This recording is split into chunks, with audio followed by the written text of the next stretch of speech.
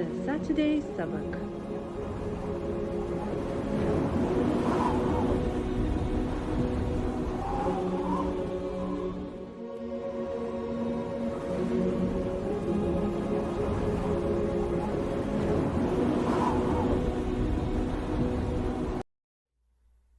أعوذ بالله من الشيطان الرجيم بسم الله الرحمن الرحيم الحمد لله رب العالمين والصلاة والسلام على سيدنا محمد وأهل بيته الطيبين الطاهرين.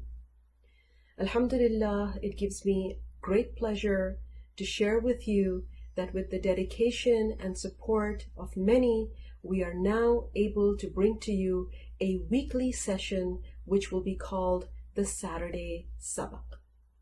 In these sessions, we will be selecting a few verses of the Qur'an, understanding them in light of the Hadith of the Ahl Bayt alayhim salam, and then reflecting upon how these messages can translate into our lives and our situations.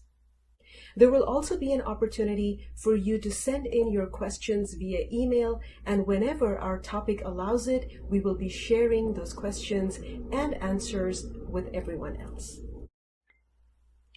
The first series of our Saturday Sabaq is called the Qul Series. And you're right, in this series we will be selecting some of the verses of the Qur'an that begin with Qul. And these are an interesting set of verses. In the 1970s, some of the Western scholars of the Qur'an thought that verses that begin with Qul are not really a part of the Qur'an.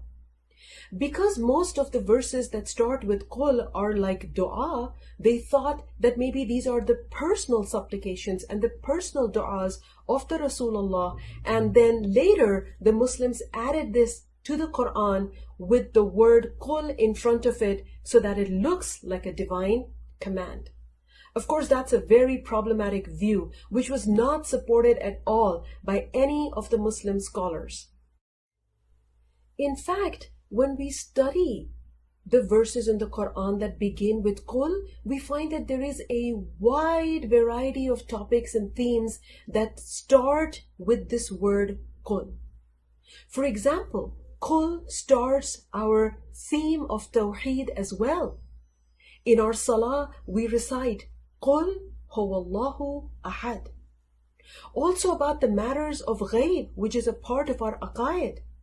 There is a part in the Qur'an where people ask the Prophet, يَسْأَلُونَكَ عَنِ الرُّوحِ, and then the Prophet is ordered to answer, قُلْ الرُّوحِ مِنْ أَمْرِ رَبِّي. There are also parts of prophethood that start in verses that begin with Qul. For example, قُلْ إِنَّمَا أَنَا بَشَرٌ مِثْلُكُمْ يُوحَى إِلَيَّ. Verses about wilayah also start with Qul. قُلْ لَا أَسْأَلُكُمْ عَلَيْهِ أَجْرًا إِلَّا الْمَوَدَّةَ فِي الْقُرْبَى. Verses about Ma'ad and Qiyamat and resurrection also begin with Qul.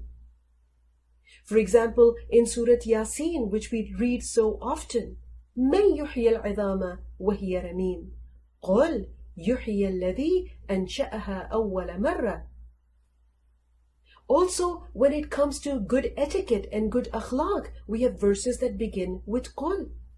قُلْ رَبِّ ارْحَمْهُمَا كَمَا رَبَّيَانِي صَغِيرًا, in the context of imploring mercy of Allah subhanahu wa ta'ala for our parents.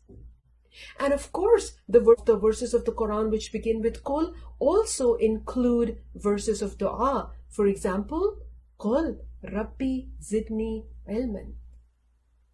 So Qul is not just for the du'as, it includes a wide variety of subjects which include our aqaid, our a'mal, our etiquette, and inshallah a lot more. Inshallah, we will be reflecting on these and many other verses in the Quran that begin with Qul. Looking forward to our learning together from the Holy Qur'an and the Hadith of the Ahl Bayt alayhim salam. Walhamdulillahi Rabbil Alameen. Wassalamu alaikum wa rahmatullahi wa barakatuh.